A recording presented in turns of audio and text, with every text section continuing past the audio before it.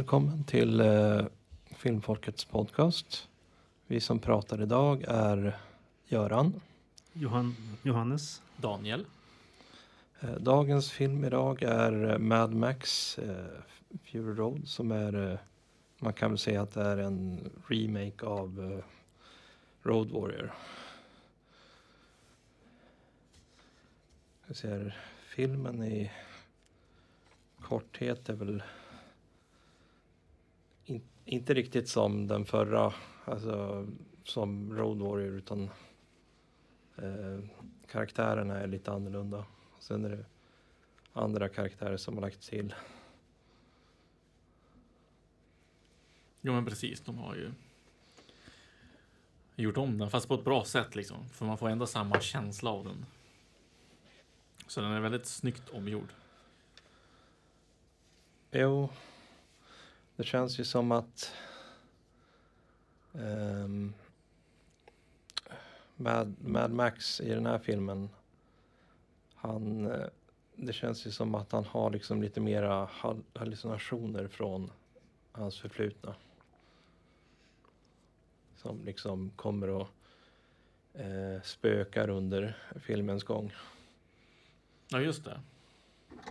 ja, lite posttraumatiskt. Och det här är typ som, det var inte bara familjen den här gången, det var också som att de har tagit från Road Warrior, de som var inne där som hade bränslet. Det var ungefär som att det skulle föreställa att det var de också som han hade svikit. Mm. För i den filmen dog ju typ alla de också. Så jag tror det var en liten throwback till tvåan där, till Road Warrior. Sen är det väl det är ju något folk som flyr från vad är det stället heter? Citadellet. Ja, om vi skulle sammanfatta handlingen så Max tas till fånga av en krigsherre i Morton Joe som har byggt en sekt kring sig själv och kontrollerar områdets dricksvatten.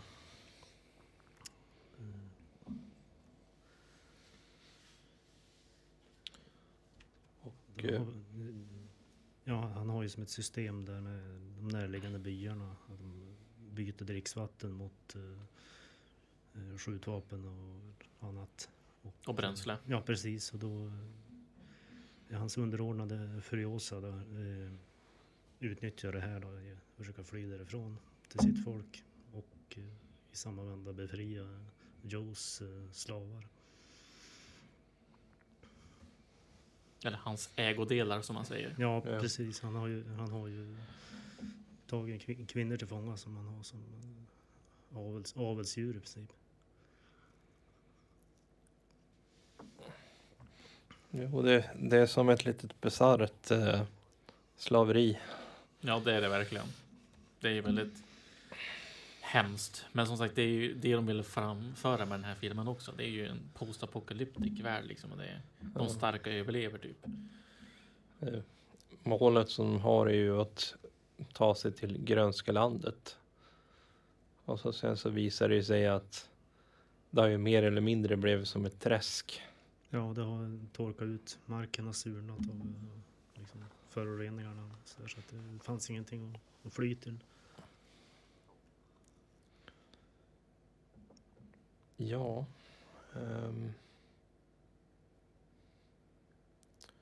Vad ska man säga?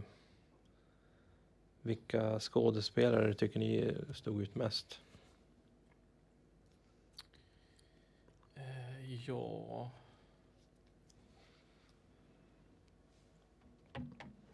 Alltså Dan Hardy tycker jag gör ett fruktansvärt bra jobb att portraya Max. För han har samma stuket som Mel Gibson där med att han har ju en vad är ordet jag söker?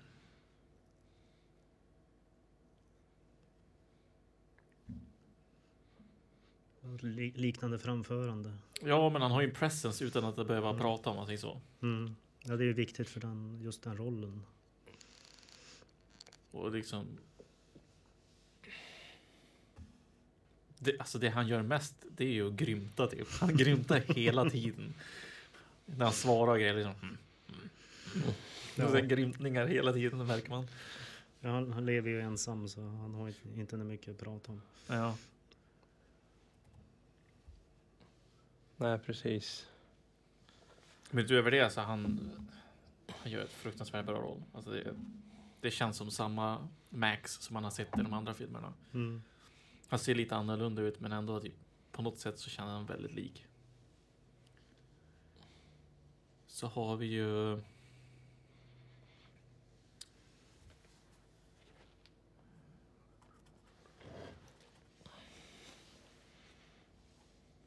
den där krigspojken där, Warboy, som följer med dem hela vägen också. Nax. Ja.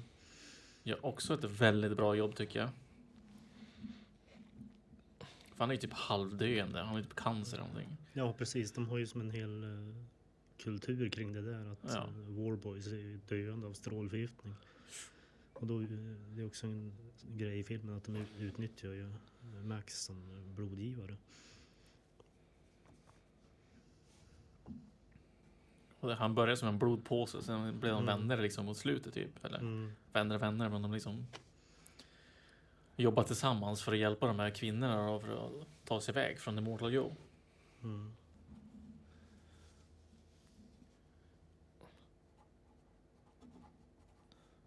Jo, precis.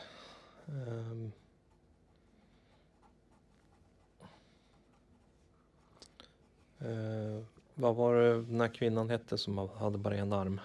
Furiosa. Ja. Mm. Hon tyckte jag också gjorde ett bra jobb. Vem var det som spelade henne? Charlize Theron. Okej. Hon gör också ett väldigt bra jobb tycker jag. Och hon är ju en av huvudkaraktärerna såklart. Hon sticker ut mycket då liksom. Sen så tycker jag det är ju liksom, det är lite roliga liksom små karaktärer, bara som den där mannen som spelar typ gitarr. Ja, han Som- sticker också han ut är- väldigt mycket. Han är ju mycket där för komisk effekt i filmen.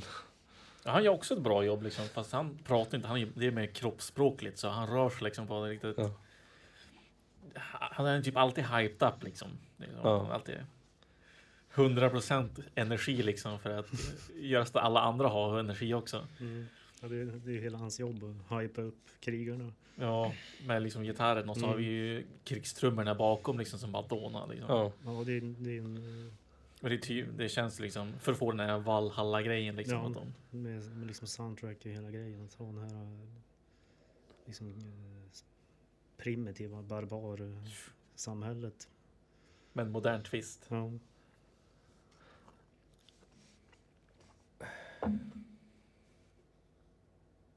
Jo, sen så tycker jag väl att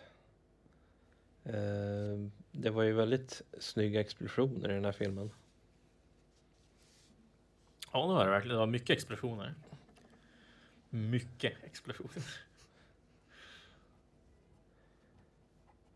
I nästan alla bilscener, vilket är basically hela filmen, så är det explosioner.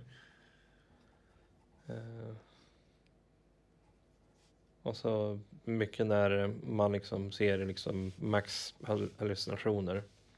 När de filmar det. Jag vet inte vad det är för sorts konst de använder sig av för att få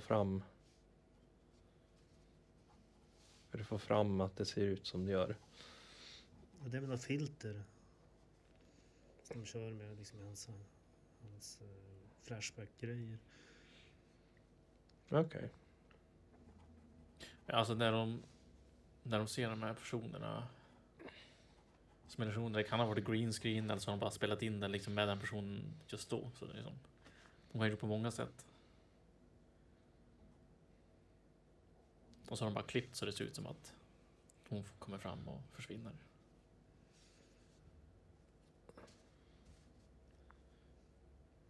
Jag tycker det är snyggt filmat att de har liksom utnyttjat miljöerna. Jag ska inte säga att det är som widescreen, men det är väldigt man använder liksom utrymme på filmduken på bästa sätt. Mycket med de här ökenvidderna under biljaktscenerna och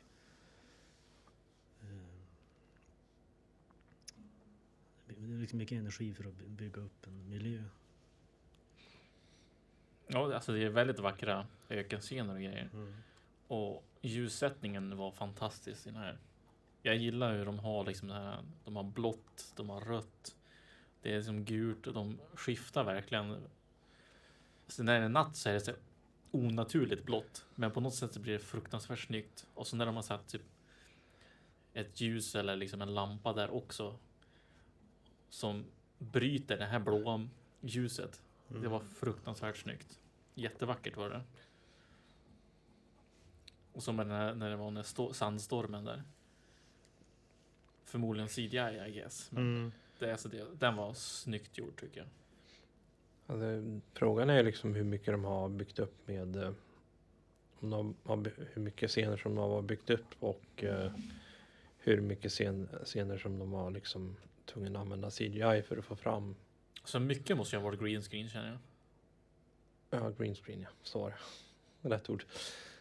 Men det är green screen och CGI, alltså det är samma. Jo, precis. Jag försökte komma ihåg vilket ord det var liksom. Någonting jag reagerar på är hur de har byggt upp liksom kostymarbetet. Det också. War Boys, de klär sig inte så mycket, men de har ju som ett smink över hela kroppen. Och liksom andra klär sig ju liksom i spillror av den värld som var liksom. Det är väldigt speciellt. Och de skiljer sig från varandra, alla de här olika campsen. Jo, men visst. De som har liksom bränslet ser ut på ett sätt och de som har ammunition, de är ju typ täckt med ammunition basically. Det är liksom en statusgrej. Och vissa har mer, som du sa, liksom utrustning på sig. Vissa har mer typ, klädplagg om man säger så. Typ trasor och sånt som de bara dragit på sig. En intressant detalj där är ju hur Joe är liksom utspökad med sin mask med hästtänder. Så att han ska se skrämmande ut, och så har han ju också den här gjutna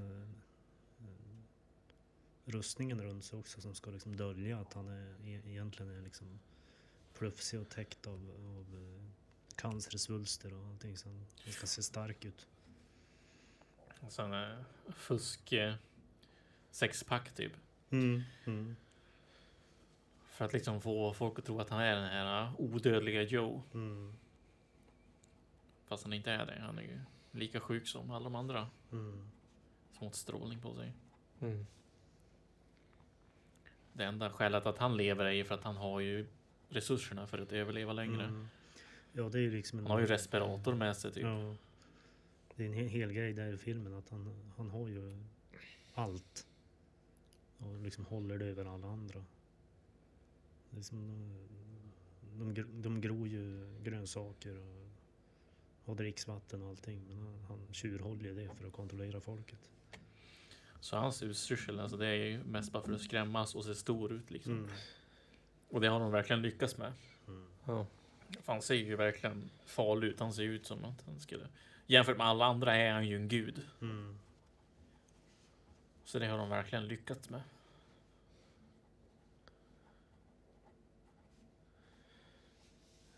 Jo, precis. Filmmusiken. Mycket är väl typ klassiskt, och så sen att de liksom använder sig av dels trummorna och den här gitarrmannen.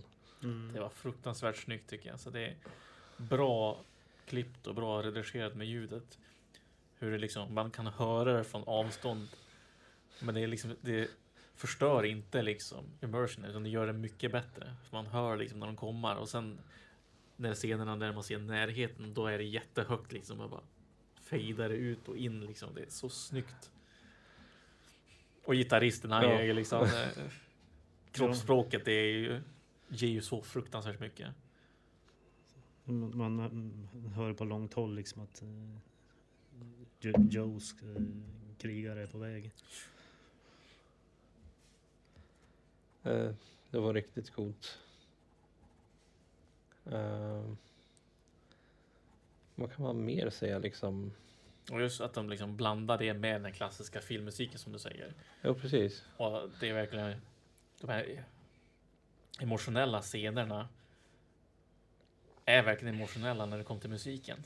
Alltså man blir lite tårögd nästan när man ser det, för att det är så bra gjort. Och just hur de har filmat det och musiken på det. Så när Furiosa liksom går ner på knät i öknen där, det var jättesnyggt scensatt där. Ja. Alltså ljuset och allt är möjligt, och musiken, det var vackert. Och sorgligt. Jo. Sen försöker jag tänka på ljuddesign. Det är också en fråga som jag tycker Jag kan slår vara ihop anteckningarna här. För det. Ja. Ja, men det är bra. Vad är det man kan säga? Det är väl klassiska explosionsljud och allt från liksom när de använder sina vapen. Ja, till motorljuden från fordonen och grejer. Man hör hur de håller på att haverera hela tiden. Liksom, Ja, och de bara, det är ett väldigt dån av maskiner som knappt fungerar. ja, alltså man känner liksom att det där är maskiner som de kan dö när som helst. Liksom. Och de gör allt i sin väg. Liksom. Alltså, och just att de håller dem vid liv med de som kör. Liksom, man ser liksom att det inte är maskiner som är fräscha precis. Men också har de ju tagit med det i själva storyn. Så att, som sagt, de lagar dem medan de kör om det behövs. Och då har de ju de här svartfingrarna som de kallar dem för. Och det är de som lagar bilar och grejer, mekanikerna. Det ska vara simplifierat liksom, så det blir svarta fingrar. Ja, det är ju en intressant detalj det där. Jag tänkte på det där. De har ju byggt upp liksom sitt eget kodspråk för allt möjligt. Som den här deras doktor, han är inte en doktor utan han är en organiker.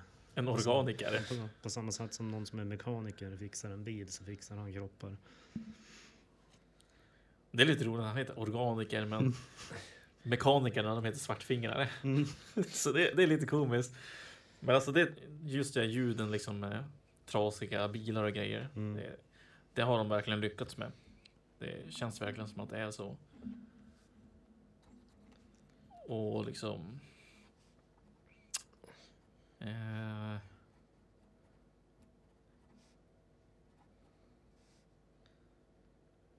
jämfört med de andra filmerna, de hade ju mycket mer så här att du hörde vinden ganska mycket, typ hela tiden blåsandes och ylandes. Det var inte lika mycket sånt i den här filmen. För här tog som musiken över de ljuden. Och här sticker med liksom maskinljuden ut och sånt. Det är frågan om det var typ en annan typ av ljudstil, eller om du säger att de hade inte riktigt samma budget att vilja göra det de kunde göra med det de hade då. Eller om det är något annat. Budgeten är nog lite grann, men jag tror också det är bara stilen. Ja.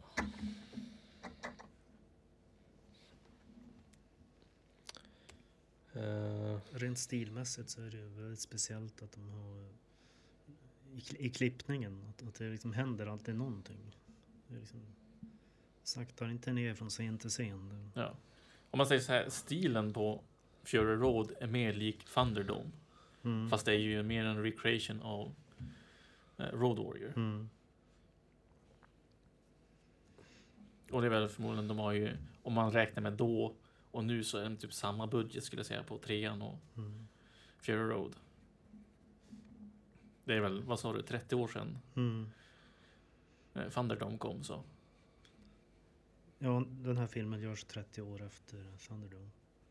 Den kom ut 2015.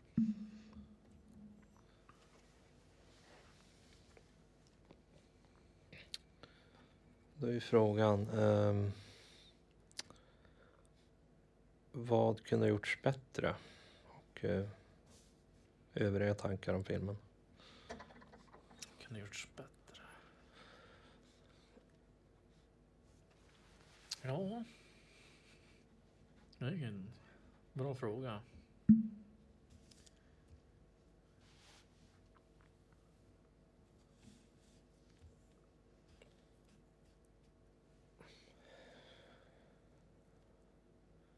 För jag vet inte om de skulle kunna gjort det på något mycket bättre sätt.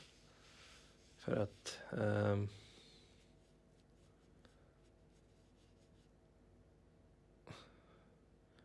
de visste ju liksom inte att när de skulle komma dit att Grönska landet, att det skulle vara liksom att det var ett träsk och att de var tvungna att fara tillbaka.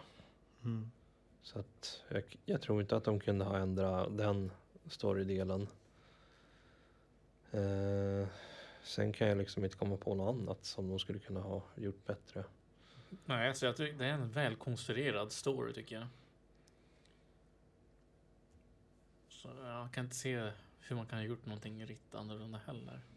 Men en sak jag minns det är att de gör en annan peak på Road Warrior. Och det är den här lilla speldosan Ja, visst. som hon sitter med i bilen där. Som Max gav till den där pojken med bumerangen i Road Warrior. Ja. Det är ju lite såna små påskägg om man säger så i de här filmerna. Och det var en ganska nice callback för det var väldigt i bakgrunden ändå. Det var inte många frames man fick se den. Men du hörde den också liksom ett tag. När hon satt och spelade på den. Jo, precis. Så det tycker jag var en riktigt nice callback. Det hade jag nog inte märkt om vi inte hade sett den ganska nyligen.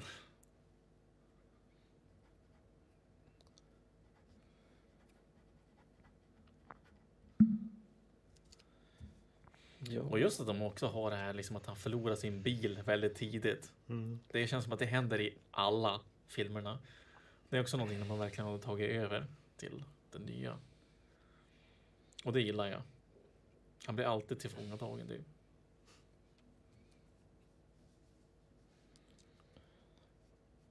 Jo, det känns ju som att han har liksom väldigt starkt motstånd varje gång.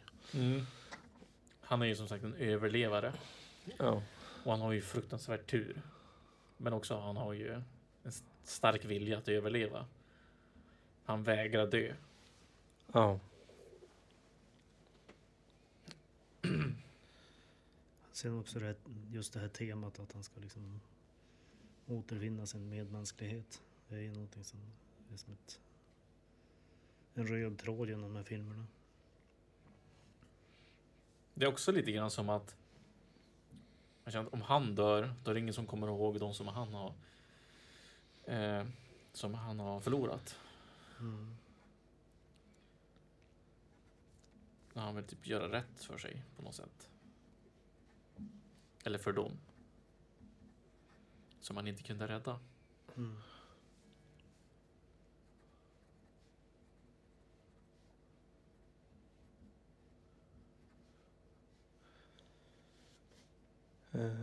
Jag kan liksom inte komma på något mer. Om inte ni kan komma på något annat. Okej, en sak som jag hade velat se mer av. Jag hade velat se mer utav liksom Bullet Town och jag vet inte vad de kallar Fuel Town eller någonting sånt. De städerna också, hur hierarkin funkar där liksom. Ja, För vet att alla har ju varsin ledare, men liksom hur ser det ut i de byarna? Precis. Och hur tycker de och känner de? Liksom, man får ju en liten känsla liksom, av hur de beter sig när de jagar Furiosa. Att de är inte så kommer jättebra överens. Alltså, de är ju som lite irriterade på varann. Och helst på den där Joe då. Som är högsta hönset. Så det har varit kul att se lite mer interaktion inom alla campsen. Det hade inte behövt varit mycket, men några scener i alla fall hade varit nice om de hade lagt till. Jo, för det känner ju som att de sticker iväg på en gång, så man får inte se så värst mycket av. Så det hade varit nice om man hade innan hela den här jakten började, att de hade i alla fall gjort någonting i storyn så att de besöker de här ställena först. Ja. Det hade inte behövt vara något jättemycket, men i alla fall. Bara för visuellt liksom. känner jag som att det hade kunnat tillfört lite mer. Skulle jag tycka. Ja. Men utöver det kan jag inte komma på någonting som man kan ha gjort bättre. Nej, jag kan inte göra det heller. Ja. Visst var det så att vi hade tänkt att se Halloween nästa gång. Jo visst.